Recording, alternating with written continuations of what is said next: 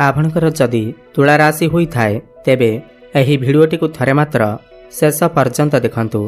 आपणकर व्यस्तबहुल समय मध्यरु 10 मिनिट समय आपण निज पई दियंतु एवं निजर भविष्यत विषय जानतु। काहेकि ना तुला राशि व्यक्तिविशेष मानकर जीवन एही पवित्र मीन संक्रांति ठारू बदलिबाकू जाउअछि। कारण ग्रह नक्षत्र मानकर चलन रे गोटे बहुत बड़ परिवर्तन हेबाकू जाउअछि, जहाद्वारा एमानकर जीवन रे चलिथिबा समस्त दुख कष्ट एवं समस्यार अंत हेबाकू जाउअछि एवं पुणी थरे एही मीन संक्रांति ठारू एमानकर जीवन रे खुशी फेरिबाकू जाउअछि। काहेकि ना ग्रह मानकर राजा सूर्यदेव तांकर राशि परिवर्तन करिवे। सूर्यदेव एही मीन संक्रांति दिन कुंभ राशि को छाड़ी आपणकर मीन राशि को चलन करिवे। माने आपणकर राशि भाई षष्ठ भाव को चलन करिवे एवं ज्योतिष शास्त्र रे सूर्य को षष्ठ भाव रे गोचर करने अत्यंत शुभ माना जाइथाए, अत्यंत बलशाली माना जाइथाए। जहा फल रे एही मीन संक्रांति ठारू आपणकर जीवन रे एमिति किछि घटना घटिबाकू जाउअछि जहा आपण स्वप्न रे सुधा कल्पना मध्य करि नथिबे।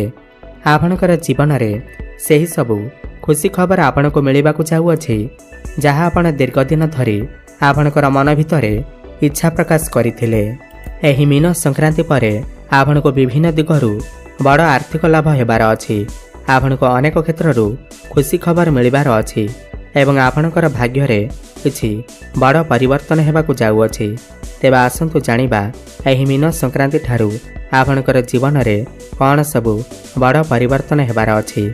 एहा पूर्वरु जदि आपणकर भी तुला राशि होइथाए एवं आपण भी ईश्वर को सच्चा हृदय भक्ति करुथांती, विश्वास करुथांती, तेबे एही भिडियोटी को लाइक करी कमेंट बॉक्स रे जय सूर्यदेव, जय माँ लक्ष्मी अवश्य लिखि दियंतु। एही कार्यक्रम आपणकर जन्म राशि चंद्र राशि उपर आधारित।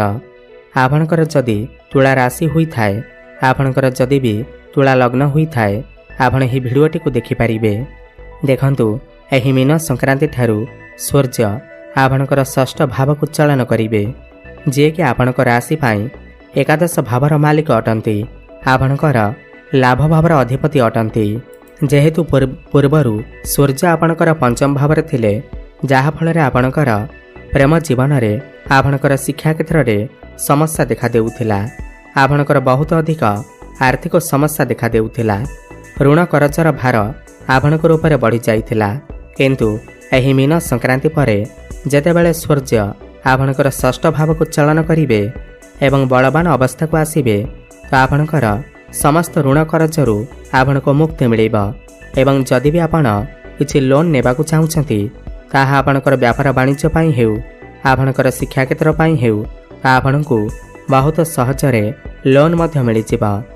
प्रेम जीवन रे पूर्वर जदि किछि समस्या लागि रहिथिला, मन मनांतर कଳି झगड़ा भली परिस्थिति उत्पन्न हेउथिला, जो मानकर कथावार्ता बंद हो जाउथिला, ब्रेकबादी हो जाइथिला, सेमानकर पुणी थरे कथावार्ता होई पारे, प्याचअप मध्य होई पारे। एहा सहित आपणकर जीवन रे एही नूतन पार्टनर मध्य आसी पारंती। जेहेतु बृहस्पतिंकर शुभ दृष्टि आपणकर पंचम भाव पर अछि, तो आपणकर भल पाइबा विवाह रूप मध्य नहीं पारे। जो पिलामानकर विवाह बयस हो जाइछि, सेमानकर घर को एही मीन संक्रांति परे विवाह प्रस्ताव मान आसी पारे एवं विवाह मध्य फाइनाल होई पारे। एहा सहित जो दंपति माने दीर्घ दिन धरी संतान सुखर वंचित थिले, तो सेमानकु एही मीन संक्रांति परे संतान सुख अवश्य प्राप्ति हेब। नूतन गर्भ धारण करिबा पाई मीन संक्रांति परर समय आपणक पाई अत्यंत शुभ अटे।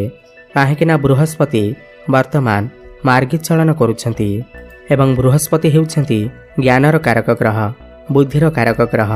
तो शिक्षा क्षेत्र रे छात्र छात्री मानकु अनेक सफलता प्राप्ति हेब।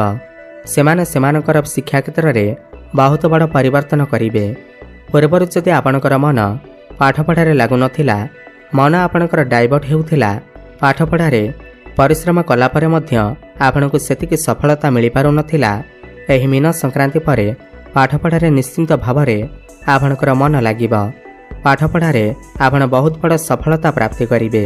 किछि फॉर्म फिलअप करि पारंती, उच्चशिक्षा करने बाहर को जापारती। मनपसंदर कॉलेज रे एडमिशन हो पारे। सूर्य आपणकर षष्ठरे गोचर करुथिबारु एही समय जदि आपणकर किछि एग्जाम अछि, कॉम्पिटिटिव एग्जाम अछि, तेबे सेथिरे आपण निश्चिंत भाव में उत्तीर्ण करिवे।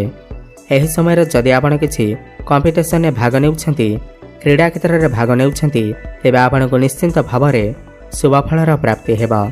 देखंतु गुरु आपणकर भाग्य भाव में मार्गीचलन करुछंती, जहा फल भाग्यर सहयोग आपणको प्राप्ति हेबा।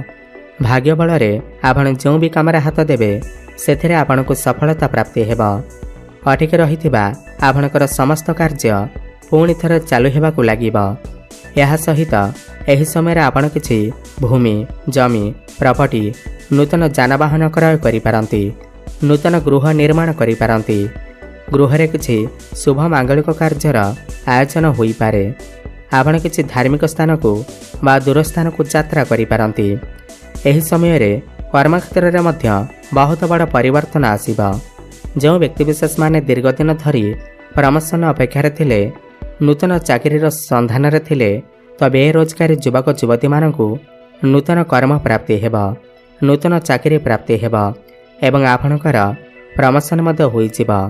कर्मक्षेत्र में आपणकर ट्रांसफर होई पारे। कौनसी एमएनसी कंपनी जॉब ऑफर मध्य आसी पारे। आपण आपणकर काम कार्य को नहीं विदेश यात्रा मध्य करिपारंती। जेहेतु सूर्य आपणकर लाभ भावर अधिपति एवं बलवान अवस्था को आसुछंती, तही मीन संक्रांति पर आकस्मिक धन प्राप्ति हेबार जोग सृष्टि हेबा। विभिन्न दिगरु आपणक पाखकु अर्थर आगमन हेबा। आपण निजे देखिबे पूर्व अपेक्षा आपणकर आय रे वृद्धि देखा मिलिबा। आपणकर डेली इनकम मध्य बढ़ी जिबा। फाइनेंशियल ग्रोथ हेबा सहित आपणकर बैंक बैलेंस मध्य बढ़िबा। धन कमाइबा पाई नुआ नुआ रास्ता आपण को मिल जिबा। सूर्य आपणकर षष्ठरे बसी द्वादश भाव को दृष्टि देउछंती। आपणकर इनकम तो भल रहिबा एवं आपणकर खर्च मध्य होई पारे। सेथिपाई आपण एही समय रे आपणकर खर्च उपरे नियंत्रण रक्षा करंतु। एवं जो व्यक्तिविशेष माने विदेश रे रही कौनसी भी काम कार्य करुछंती, इम्पोर्ट एक्सपोर्ट रा काम करुछंती, कंस्ट्रक्शन रा काम करुछंती, आईटी सेक्टर अछंती, टेक्निकल फील्ड रे अछंती, सेमानकु अनेक शुभफलर प्राप्ति हेबा। जो माने मेडिकल फील्ड रे अछंती, हॉस्पिटल लाइन में काम करुछंती, सेमानकु मध्य अनेक शुभफलर प्राप्ति हेबा। जो व्यक्तिविशेष माने व्यापार वाणिज्य करुछंती, सेमाने सेमानकर व्यापार वाणिज्य रे बहुत अधिक उन्नति प्रगति करिवे। नूतन व्यापार वाणिज्य आरंभ करिपारंती।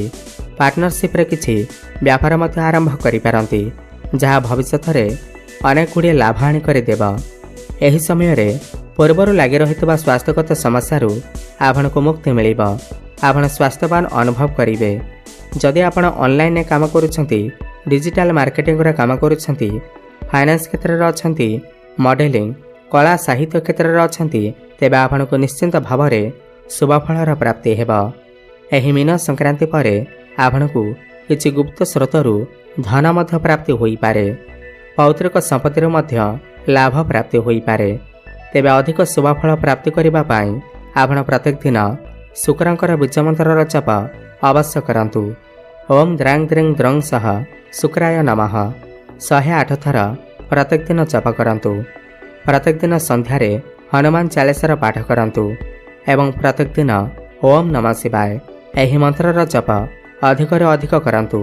शुभफल प्राप्ति हेबा सहित आपणकर भाग्य रे उन्नति आसीबा। धन्यवाद।